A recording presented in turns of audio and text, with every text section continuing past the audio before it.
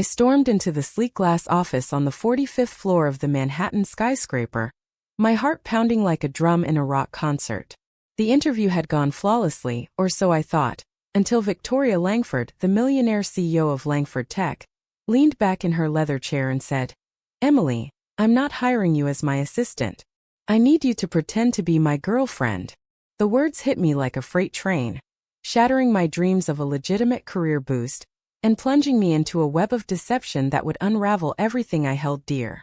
My mind reeled as I stared at her. This powerhouse woman in her mid-30s with sharp cheekbones and eyes like polished emeralds. Victoria was the epitome of success. Self-made, openly lesbian in a cutthroat industry, but apparently, her conservative family investors were pressuring her to settle down, with a suitable partner to secure their ongoing funding. "It's just for show," she explained coolly, sliding a contract across the desk. 6 months, public appearances, family dinners. You'll be compensated handsomely, enough to pay off your student loans and then some. I needed the money desperately. My parents back in Ohio were struggling with medical bills after Dad's heart attack, and my graphic design freelance gigs barely covered rent in this expensive city. But pretending to be in love with a stranger felt like selling my soul. I signed the dotted line that afternoon, my hand trembling. What choice did I have? The next day, Victoria whisked me to a high-end boutique on 5th Avenue, where stylist transformed me into her perfect arm candy. As we posed for staged photos outside, her arm around my waist, I felt a spark, not just from the flashbulbs but from her touch. It was electric, unexpected. That night, at a gala fundraiser for LGBTQ rights, we danced under crystal chandeliers, her whispers in my ear about tech innovations making me laugh genuinely for the first time in months. But beneath the glamour, doubt gnawed at me. What if this facade cracked? My own family was devoutly religious. Mom had once said homosexuality was a phase people outgrew. If they found out, even if it was fake, it could destroy our fragile bond. As weeks turned into a routine of dates and boardroom charades, I started noticing the cracks in Victoria's armor. During a late-night strategy session in her penthouse, she confessed over whiskey that her parents had cut her off once before when she came out in college. "They think I'm wasting my life without a stable relationship," she said, her voice laced with bitterness. "This deal keeps the company afloat." I shared my own story. Growing up in a small town where being different meant isolation. I dated men in high school to fit in, but deep down I knew I was attracted to women. Admitting it to myself had been a battle. Admitting it to others? Impossible. Yet here I was living a lie that felt increasingly real. The first major test came at a family dinner in the Hamptons. Victoria's parents, Edward and Margaret Langford, were old money, stiff upper lips and judgmental stares. As we sat around the mahogany table, Margaret grilled me about my intentions with her daughter. "Victoria needs someone who understands our world," she said pointedly. I nodded politely, but inside rage bubbled. Victoria squeezed my hand under the table, a silent plea. Later in the guest room, she thanked me profusely. "You were perfect," she murmured, her face inches from mine. For a moment I thought she might kiss me, but she pulled away, reminding us both of the boundaries. Back in the city, the pressure mounted. Tabloids splashed our romance across pages, calling us the power couple of tech. My best friend, Sarah, called excitedly from Brooklyn. "Emily, this is huge. But is it real?" I laughed it off, but the lie tasted bitter. Then came the call from Mom. "We saw the news. Is this some joke?" Her voice was sharp, laced with disappointment. I stammered excuses, saying it was a work thing, but she pressed, "Emily, we raised you better than this." Hanging up, tears streamed down my face. Victoria found me on the balcony, wrapping her arms around me. "I'm sorry," she whispered. In that vulnerability our lips met, not for show but for real. The kiss was soft, tentative, igniting a fire I'd long suppressed. From that night the lines blurred. Stolen moments in elevators, whispered confessions in boardrooms. But guilt shadowed every touch. Was I betraying my family? Was Victoria using me? The company's stock soared with the positive PR. But at what cost? One evening, after a heated argument with her board about ethical AI development, where I sided with her against profit-driven changes, she pulled me aside. You get me, Emily. More than anyone. Her words warmed me, but doubt lingered. I started journaling my thoughts, wrestling with the morality of it all. Pretending had led to truth, but truth could lead to ruin. The turning point came during a weekend getaway to the Catskills, meant to solidify our image. Alone in a cozy cabin, we talked for hours about dreams, fears. Victoria revealed her parents' ultimatum: marry or lose the inheritance tied to the company. I built this from nothing, she said, tears in her eyes. But I can't lose you either. I confessed my own internal storm, questioning if this love was worth the fallout. We made love that night, but it was emotional, not explicit. A connection of souls amidst the chaos. Waking up, I realized the stakes. Continue the charade and risk heartbreak, or come clean and face the consequences. As we drove back, my phone buzzed with a text from Sarah. We need to talk. I know something's off. Panic set in. Had she uncovered the contract? The drive felt endless, tension thick in the air. Victoria gripped the wheel tighter. Whatever happens, we'll face it together. But I wondered if together was even possible in a world full of judgments. Sarah confronted me the next morning in our favorite coffee shop in Williamsburg. Her eyes narrowed over a steaming latte. Emily, spill. The CEO romance came out of nowhere. And you never mentioned being into women before. I froze, the contract's non-disclosure clause flashing in my mind like a warning sign. But Sarah was my rock. We'd been friends since college, sharing secrets about crushes and heartbreaks.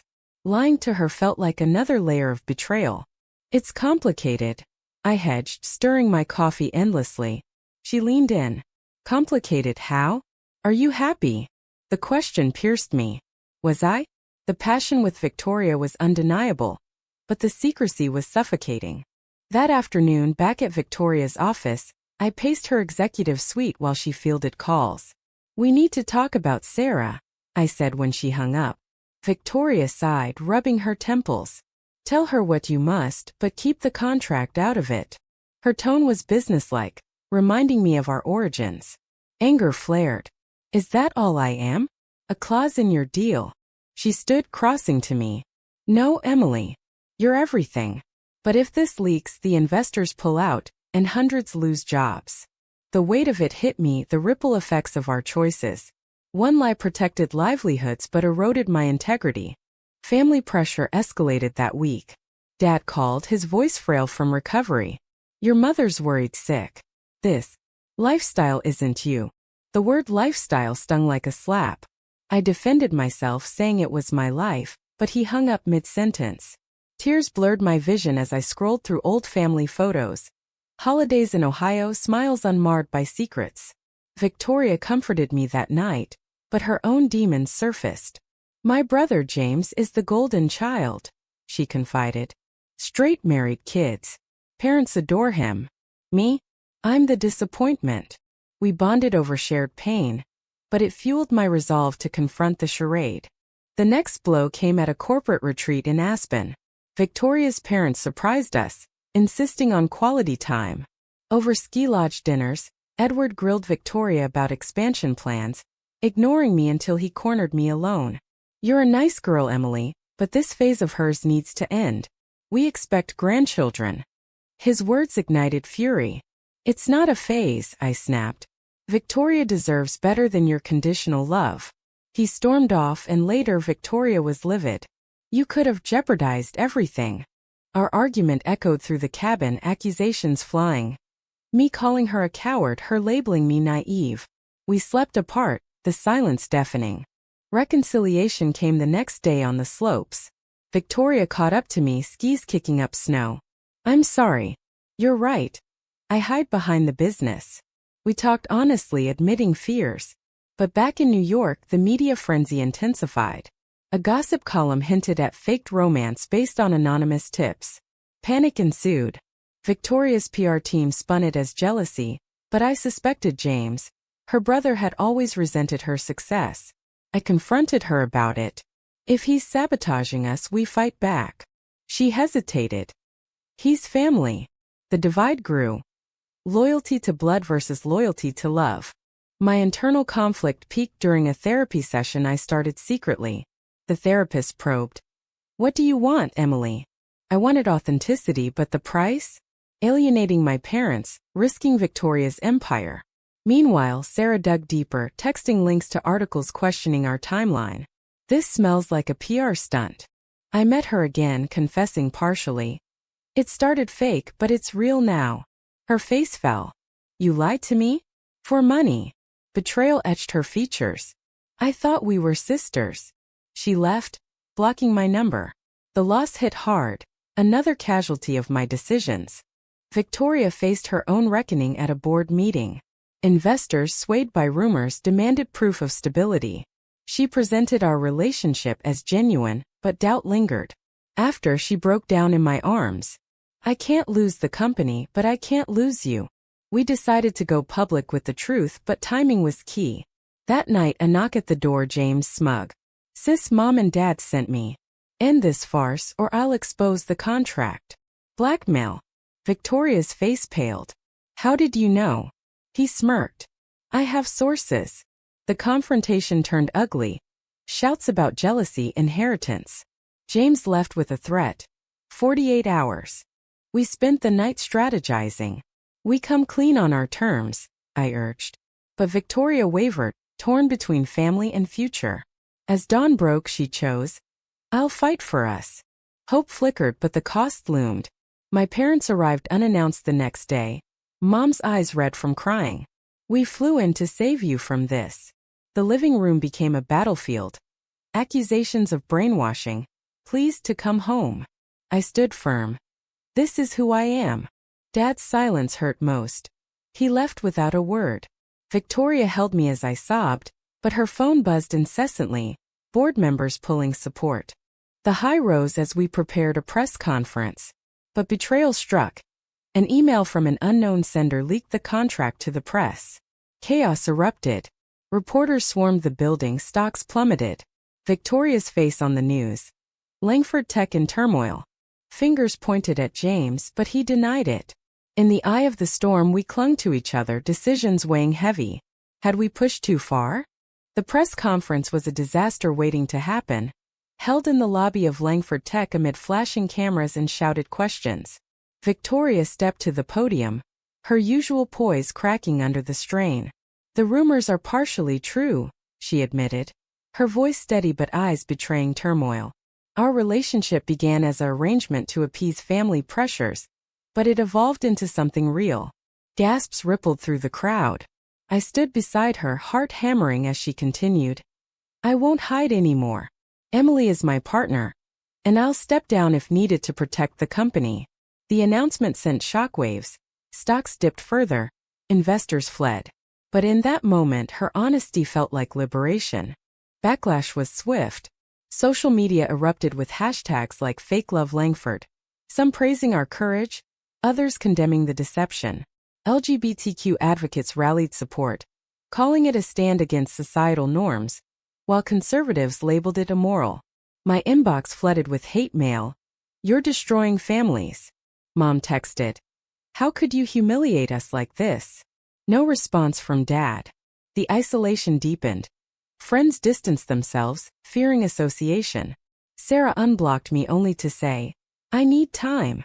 The price of truth was steep. Lost connections, shattered trust. Victoria's family imploded. Margaret called hysterical. You've ruined our name. Edward cut all ties, revoking the inheritance. James, revealed as the leaker via digital traces, feigned innocence but was ousted from his advisory role. You always had to be the hero, he sneered in a final call. Victoria hung up, tears streaming. They're gone. All for this. Guilt consumed me. Had my push for authenticity destroyed her world? We argued that night in the penthouse, wine glasses clinking angrily. You pressured me, she accused.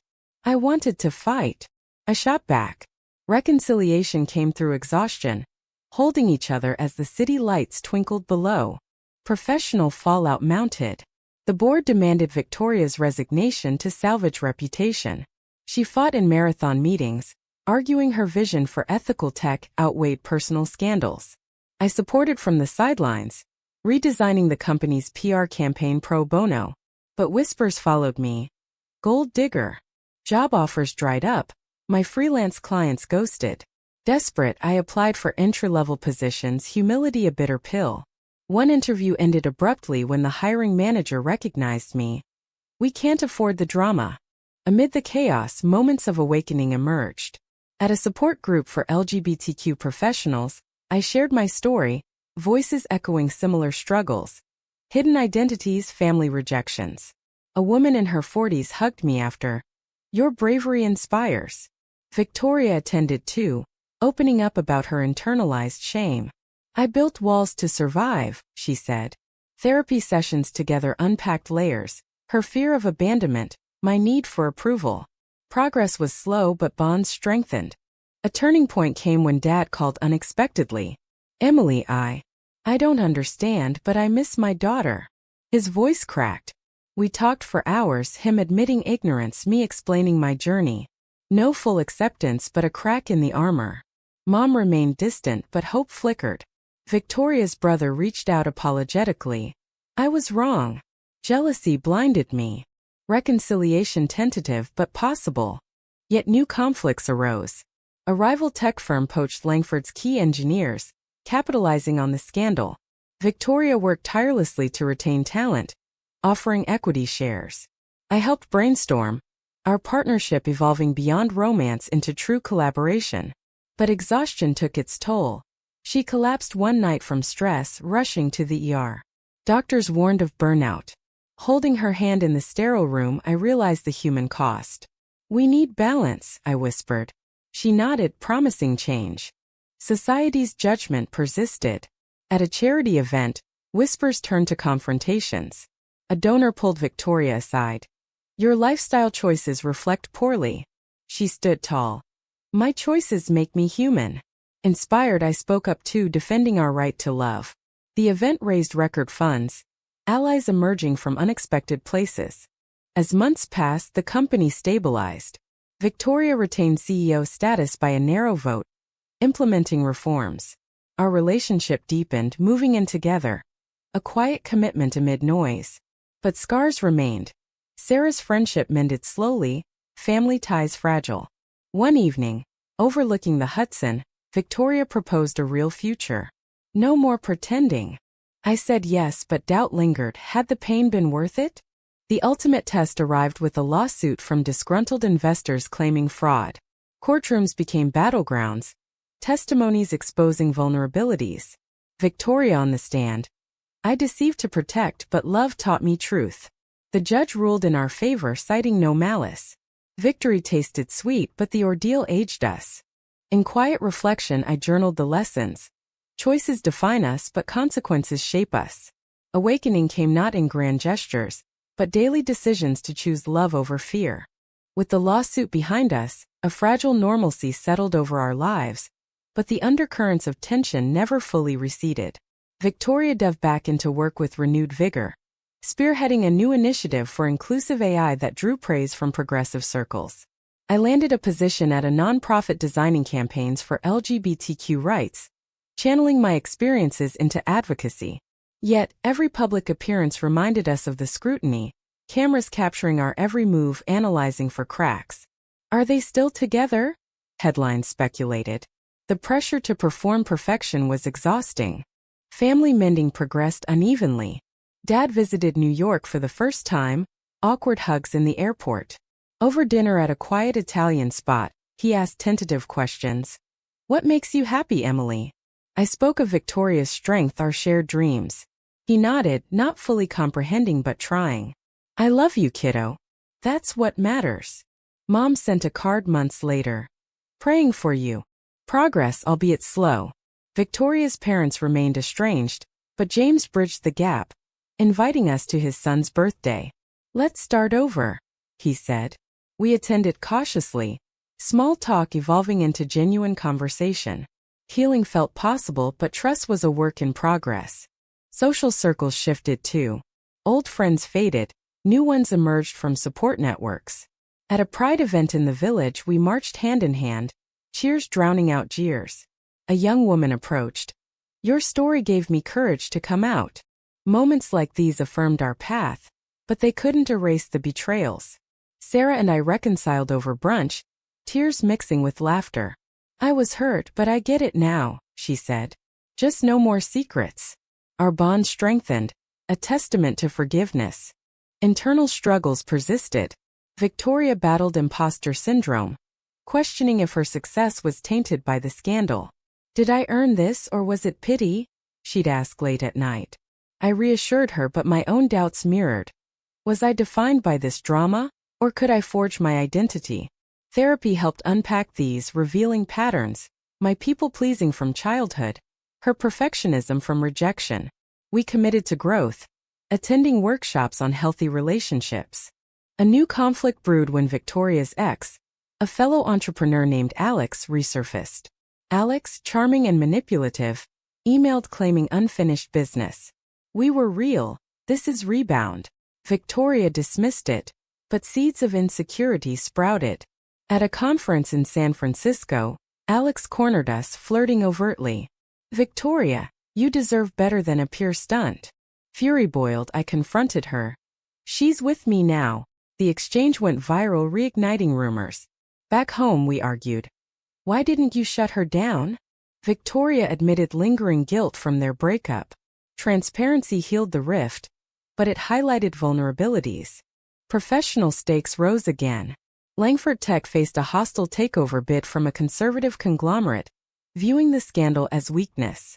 Victoria rallied the team, but leaks suggested internal sabotage. Investigations pointed to a disloyal executive, fired amid drama. The battle culminated in a shareholder vote. We lobbied tirelessly, emphasizing values over profits. Victory came narrowly, but at personal cost. Sleepless nights, strained health. Amidst this, awakening moments shone. Volunteering at a shelter for queer youth, we heard stories echoing ours. Rejection, resilience. One teen, kicked out by parents, inspired Victoria to fund scholarships. This is our legacy, she said. I agreed, finding purpose in pain. Yet, the cumulative toll mounted. A health scare for Dad brought me back to Ohio, Victoria by my side. Hospital waiting rooms fostered unlikely bonds. Mom thawing slightly, sharing coffee. She's good for you, Mom whispered unexpectedly. Tears flowed, bridges rebuilt. Returning to New York, we faced a final betrayal. A close aide leaked private emails to tabloids, exposing intimate doubts. Headlines screamed, Langford love on the rocks.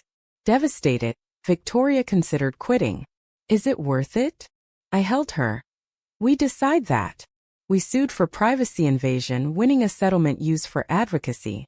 The experience fortified us, turning victims into victors. As stability returned, we planned a quiet commitment ceremony, inviting mended families. Vows exchanged under starry skies, promising honesty amid chaos. But questions lingered. Had our journey justified the hurt? The ceremony marked a new chapter, but life's complexities didn't vanish with I do. Victoria's company thrived under reformed leadership, innovating in ways that prioritized ethics over expediency. I advanced in my nonprofit role, leading national campaigns that challenged societal norms. Yet, the shadows of past decisions loomed, reminding us that choices ripple endlessly. Family dynamics evolved further. Holidays became hybrid affairs. Ohio traditions mixed with New York flair. Dad grew accepting, even defending us at church gatherings. Love is love, he'd say, surprising everyone. Mom's journey was rockier. Occasional slips into judgment tested patience. I'm trying, she'd admit. Victoria's side saw James step up as ally, his family welcoming us. Parents remained distant, but holiday cards arrived, a silent olive branch. Socially, we navigated a polarized world. Allies celebrated our story in podcasts and articles, while critics decried it as agenda-pushing. At a panel discussion on corporate diversity, a heckler shouted, "You faked it all." Victoria responded calmly, "We started with deception but ended with truth. What matters is the growth." Applause followed, but the sting lingered. Such confrontations fueled our advocacy, speaking at universities about internal conflicts and societal pressures. Personal growth continued through challenges. Victoria's therapy unearthed deeper traumas, childhood expectations crushing individuality. I hid my true self for so long. she confessed. Mine revealed patterns of self-sacrifice. Learning to prioritize my needs without guilt. Together we balanced ambition with well-being, taking sabbaticals to travel. Europe's cobblestone streets offering respite from scrutiny. A major test came with adoption considerations. Societal biases surfaced. Agencies questioning our stability due to past scandals. We fought legally, enlisting advocates. The process exposed raw emotions, fears of repeating parental mistakes. Are we ready? I asked. Victoria's resolve. We'll learn. Approval came after months, a baby girl joining our family. Parenthood amplified joys and stresses. Sleepless nights debating values, ensuring she grew free from our burdens. Betrayals resurfaced when Alex sued for defamation over the conference incident. Courts dismissed it, but media frenzy revisited old wounds. Why can't they let us be? Victoria lamented. We countered with the memoir co-authored, detailing struggles to inspire others. Bestseller status validated the pain, royalties funding queer initiatives. As years blurred, reflections deepened. Watching our daughter play, I pondered the path. Deceptions leading to authenticity, losses birthing gains. Victoria echoed. Every choice had a price, but look what we built.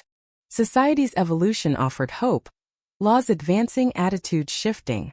Yet regressions reminded of fragility, political backlashes threatening rights.